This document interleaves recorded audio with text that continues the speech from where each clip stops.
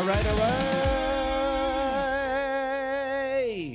There we go.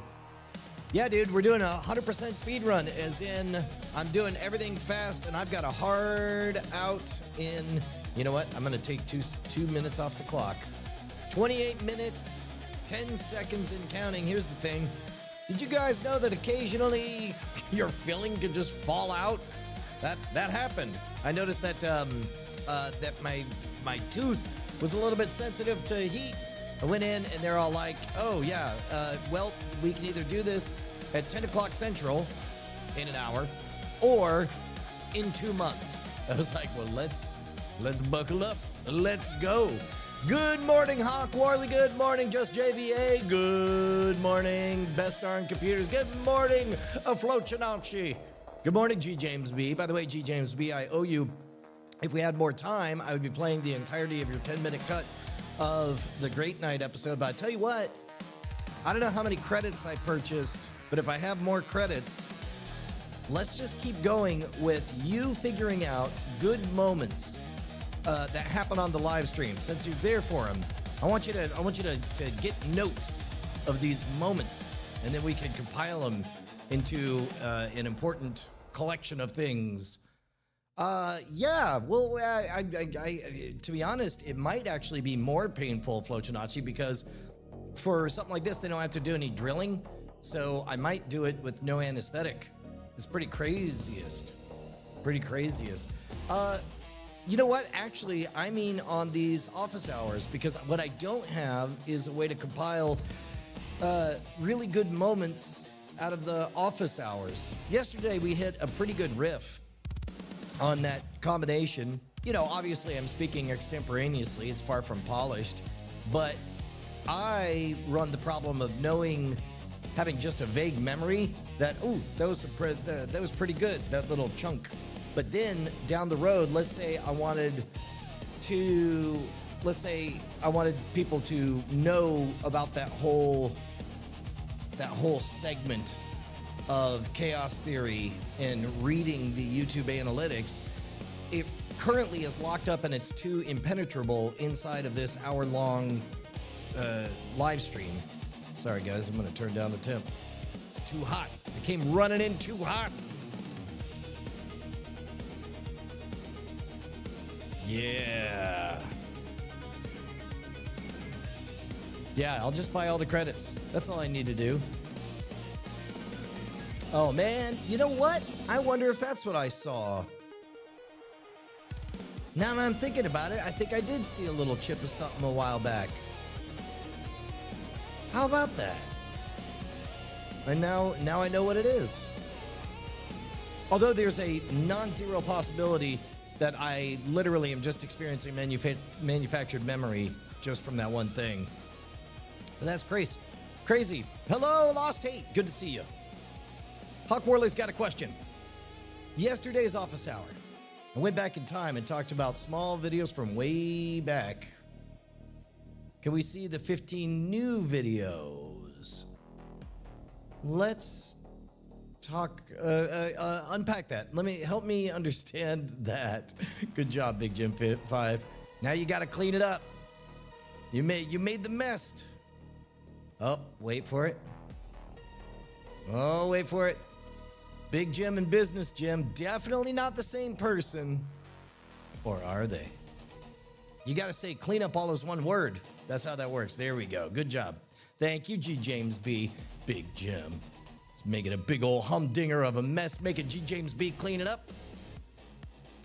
The 15 new video.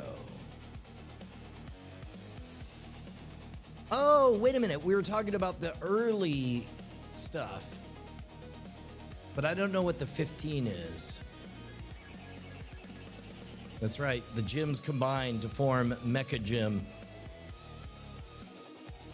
Well, here, let's do what you're talking about. Let's see if we can find.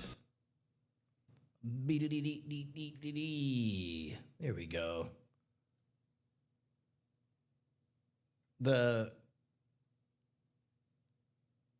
From the start. Yes, that is correct. I do remember showing all that. Oh man, did I get rid of the thing? Where did our music go? Oh, Synth Mage, YouTube. Here, we'll try a new one. We'll listen to Seal Breaker. We'll see how we like this. Oh, we are breaking the seals. Do we think we'll see commercial scale mining in Antarctica in our lifetimes, or do I think the protection of Antarctic Treaty will prevail? I think that in general, technology outpaces legislation. So to do what you are proposing, Che, we would need to alter international treaties and legislation, which could be done, but if the goal is to profitably mine for rare and unique things in Antarctica or in a place that previously was untapped, I think that first, international waters is going to be more appealing, and there's going to be a lot more available there. And then second, I think space. I think mining in space could be profitable because, for example, a bit of various ores mined on Earth, very expensive because then you got to add the expense of taking them to space. Whereas anything you mine in space is going to already be up there. So I'm gonna bet that at that point, whatever it is that you want to mine and get out of Antarctica, you're going to be able to find in other places before you're able to come to a voting consensus to change the rules on that stuff. Oh, interesting. The oldest video I can find has loads of views, so I assumed they were unlisted. You're talking about, like, how many views do they have today? Or you're talking about of the live streams? Or which? I mean, ultimately, Flying Car 100, they, spoiler alert, they is us, we, as a group, will hit a majority of agreeing to a thing if it makes such obvious... Take the moment it makes obvious sense and then add plus 10 to 20 years. That's where we're at on fission, right? Fission, nuclear fission, obviously the most environmental way to make energy on the planet. Unfortunately, it aesthetically, for some legitimate, some non-legitimate reasons, triggered a gag reflex, especially among the green populace, which in general tend to be more driven and focused on aesthetics and proximate and negative externalities. But even now, the science is so overwhelmingly positive in favor of fission that people are relenting, and finally legislation is catching up. Ah, there we go. Yeah, I don't know. That's a good question, G. James B. We'll follow up on that. That's true. Unobtainium is only in space. Is the third movie any good? Did you guys watch the third movie? By the way, this is great. You guys are bringing good questions. This is a lot easier when I'm just under the gun, rapid fire. There we go. Neil deGrasse Tyson said it's more cost effective to ship water from Fiji compared to desalting salt water. Curious when space travel and space mining will be cost effective than staying on Earth.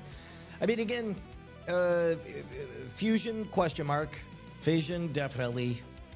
Once we get into a place where we have lots of energy and we all agree that it is not turning the planet into a pressure cooker, then a lot of things change. But a lot of that is going to happen. Yeah, one meltdown and people do get all worried. Although, if you watch Chernobyl, it's interesting because Andrew Main and I kind of disagree on the net effect of Chernobyl. The HBO series, not the actual event. We are in unanimous agreement that Chernobyl, the event, was bad. But I rather liked, by Hollywood standards, I thought it gave a pretty good, it at least acknowledged the obvious big upsides of nuclear fission in a way that you don't see on Hollywood a lot. You haven't seen any of the avatars, Flochinachi? That's crazy. That's crazy. All right, I'm looking again, and I'm not thrilled at my volume levels. They seem a little bit low, so we're going to play the dance. We're going to do the thing. We're going to do the thing where we check out Windows' favorite hide-and-seek game. Where is the volume level? As you guys know, sometimes various programs like to adjust knobs and dials when you're not looking. Drives you absolutely nuts if you're me. So then what you got to do is you got to right-click on the sound. You got to go over to Sound Control Panel. Open up a totally different dialogue. Then in that dialogue, you have to scan all the way down. Not in playback, but in recording. You have to go all the way down and find the microphone. Double-click on that. Here's a third dialogue. Where in that dialogue would be the volume for the input on the microphone? Not in tab 1, not in tab 2. That's right, it'll be in tab number 3. Look at that, levels. Thank you, mysterious program that turned down the volume on that. Let me put this right back up. I'm gonna do 56. Now I'm gonna hit OK. And then I'm gonna go to properties on microphone. And let's see if under advanced. Oh, look at this. Advanced, unchecked. Allow applications to take exclusive control of this device. I don't know where to turn that off. We'll find that out someday. I hate it. It's dumb. Guys, I'm beginning to think an out-of-date version of Windows is not a very good version of Windows. That's just my crazy take. Che says, we only have to get all the voting nations of the Antarctic Treaty to agree to allow mining. I mean, how hard could it be to get 29 nations all to agree to something? Yeah, especially once that somebody has the veto power leverage to stop it. It's not like they're going to abuse that power in order to get a bunch of pork added to whatever the thing is, do some horse trading. What do I think about chemtrails and the blocking of the light of the sun? I'm against it. Kip Corley, Mr. Kip Corley of Corley Motors fame? You know, I would ride a bike myself if it weren't for my destabilizing inner ear condition. Rip Burger, you're dumber than dirt. Yeah, I think I did too, Lost Hate. Boy, I hope that's the Corley that you're referencing. If not, it looks like I just had a stroke live on stream. Just JVA, hope you don't mind the critique, but you don't know how you feel about streaming on multiple channels. It's strictly because your UX is still the go-to on the subscription page to see videos instead of staying on the homepage. So both Scam Nation and Mono Rogue has 2 videos taking up the subscription feed. LOL, just a tiny thing. First of all, you have an outsized voice, Josh Van Allen, because you're here. Anybody who's here gets to have a louder voice than anybody who's not here. So I value anything said in chat about 1,000 times more than anything said in a comments, because commenters are late to the game and they're literally not, even though they're talking to me, they certainly aren't acting as though they're talking to me. They look like they're writing graffiti on a bathroom wall. But so I take your meagrums considerably. However, think of the trade-off. The entire purpose to bother to go live is to offer an opportunity for people to deepen their relationship, which means by definition, the people who need Brian to go live are people who have citizenships in various different communities. Now, you have dual citizenship. Some of you guys have quad citizenship. Some of you have penta citizenship, all the way to the hinterlands of LinkedIn. And so far, some of the incredible opportunities that have come from all 5 nations. So as long as all 5 nations are hitting me up with what? Hitting me up with your projects, your interesting opportunities at brian@schwood.com. Now, if you're not ready, if you don't have a specific project that you're ready for brian@schwood.com to drop everything and come help with, you know what you could do? You could stay in touch, because the robots are trying to divide us.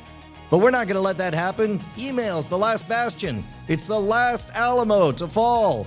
So head on over to signup.scamstuff.com. Give me explicit permission to spam your face with awesome. Speaking of which, boy, oh boy, did it make me happy to see Annalisa's email go out yesterday.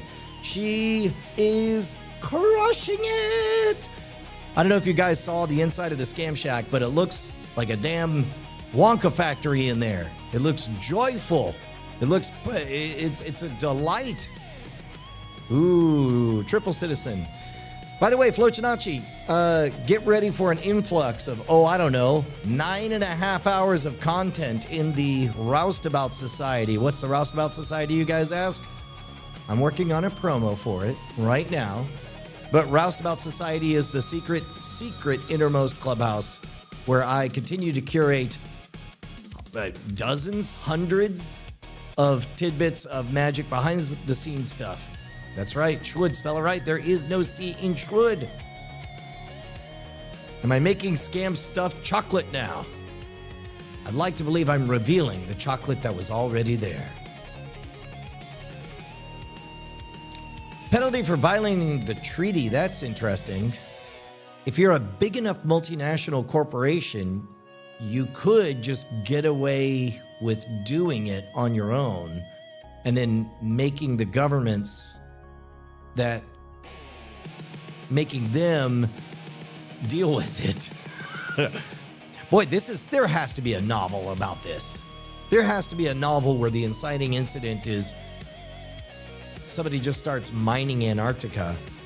But in order to care about the characters, we'd have to figure out what it is that we like in Antarctica, which is similar to in Kim Stanley Robinson's Red Mars, Green Mars, Blue Mars trilogy.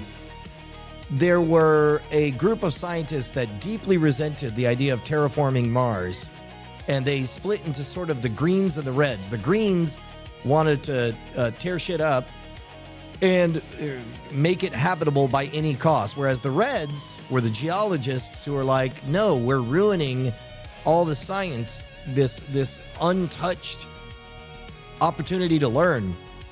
And so strangely, it was a weird remapping of here on planet Earth, our green versus whatever other color debate. Flocinaci points out that's a good point. A fine is a price. If you're making $20 billion, $4 billion in a fine, cost of doing business. Yep. The public perception problems, that makes sense. Oh, Big Jim 5, have a good time at your work. Yeah, and what's interesting, Flocinaci, is only now, boy, all of this was a bigger undertaking than I originally thought, which is why I still haven't. You'll notice that publicly, the only people who have been able to get into the Roustabout Society have been folks who buy through the email list or naturally are poking around the store. Now that we're so close to it being the treasure trove of awesome content that I originally pitched, now I feel better about publicly announcing the ballyhoos. And in fact, well, here, this is not a public announcement, but if you're curious, this is what we're talking about. This is the ballyhoo puzzle box. You'll be, think of it as a lockable puzzle box, a lockable box that holds in it a jumbo quarter for a prediction, a premium deck of cards, 4 identical quarters, and the USB stick containing over 150 tricks. It's got Scam School Book 1, Scam School Book 2, our best tutorial, the 3-coin trick, and a link to the Roustabout Society. At which point you get a lot, and it keeps on coming. A lot of stuff that you can't get anywhere else. That's available at scamstuff.com. You'll see a proper announcement of it soon. The Scam Shack looked well organized. It tickled my former inventory control career sensibilities. Yeah, and you know what? So I'll be honest, releasing that short yesterday was hard. It's hard because I bumped up against my sensibilities, what I want. I want highly polished stuff that always makes me look good. But here I am in this live stream showing up every single day saying nobody will value that. Polish is cheap. You need to be authentic. And so it's like, well, no two ways about it. I'm just going to start talking and whatever warts and all happen, that's what it is. And then sure enough, let's see how that one did. Look at this. Was able to bring it full circle. Was able to share. Oh, you know what? Yep, there we go. And look at this. Right in line. Right in line. Number 6 out of 10. With, I believe, a longer watch time. Look at this. On track, keeps on going. And gaining subscribers. People who are on the fence. We're all like, well, this seems like an authentic all-American small business. It is. This seems like, unlike all the fake stuff out there, a person really does care about my order. They do. I want to be part of this. And so they sign up. Although engagement is not as high as I'd like. We're only at 6,000, but that'll get over. As long as we get up to 5 figures, then I feel pretty good about that. Good morning in the news this morning, Killer Spud. How are you? I have not read Antarctica yet, although his collection of short stories, The Martians, was quite good as well. Yeah, dude. Matt Hawley, you get, I don't know if that's on the USB. Oh my goodness, I think it is. I'll have to find that.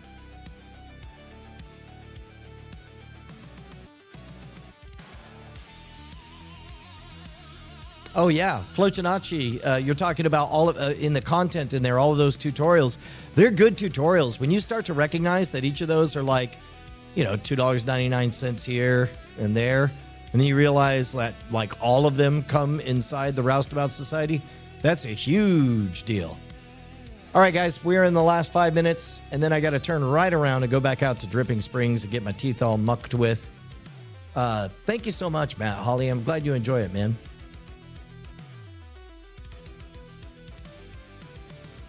Ben Bobson Fondue, this is office hours, sir. What are you doing? What are you doing? And let's see. The cost to a company's reputation for mining in Antarctica.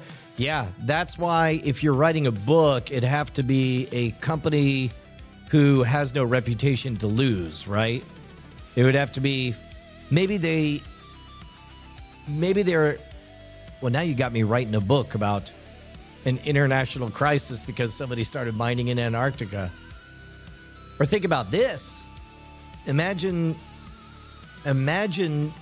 somebody claims Antarctica and builds a colony. That we'll see. You know what? Before we get to international agreements to mine Antarctica, a thing that will happen first is it'll be cheaper for somebody to be massively funded to go and create a colony on Antarctica and declare it a sovereign nation. And then it'll have to fight. That's the way it's going to happen.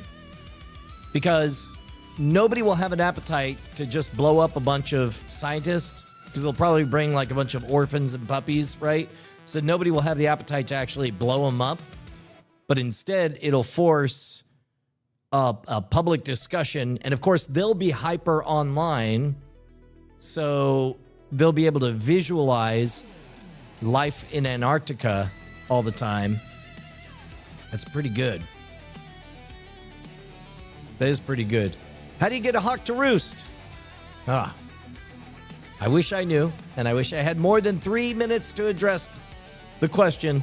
But yes, I do rather like the idea, just JVA, of Scam Nation making a base in Antarctica. Depends on what your definition of is. Throwback, classic, amazing. Just invite you. Come on out. All right. 2 minutes left. I failed, by the way, yesterday. I made a promise. I didn't make a promise. I made a throat-clearing movement towards setting up a Calendly where I could do one-on-ones in a protected halo around office hours. I did not quite get that finished. Instead, I ended up swinging from call to call for the rest of the day. It was quite a productive day. It was really great. But that'll be something that I'll set up today and I'll be able to tell you about tomorrow. But for now, in the last 2 minutes, I'm going to wrap things up. It's 9:44 a.m. I think I can make it back by 10. Just JVA, give me some Calendly wisdom, because I'm annoyed at having to learn a new thing. There's a Jules Verne book, Sans Desus Desus. They tried to use a giant cannon shift to shift the Earth's axis so they could mine in the Arctic. It does not work. That's great. Oh, touche. I see what you did there, Just JVA. You know what? Drop me an email. Brian@Schwood.com. All you guys, make sure to get signed up at signup.scamstuff.com. Why, thank you, Destrola. Good to see you guys. 1 minute and counting. I gotta go. That's exactly what I thought, Che. That's hilarious. Yeah, I know, TS editor. Sorry about that. We're in the home stretch. If you guys have, I'll do this thing. It's like a radio tease. I should wrap up as though a full hour just happened. Well, we did it. We solved mining in Antarctica. We got a peek behind the scenes. Verification that authenticity trumps polish. We learned what a speed run truly is made of. But more importantly, we were changed along the way as we learned about cannons, axes, mining laws. Go forth, transformed. Be not afraid. For tomorrow, there will be yet again another office hours. Goodbye, beautiful people. A speed run that was.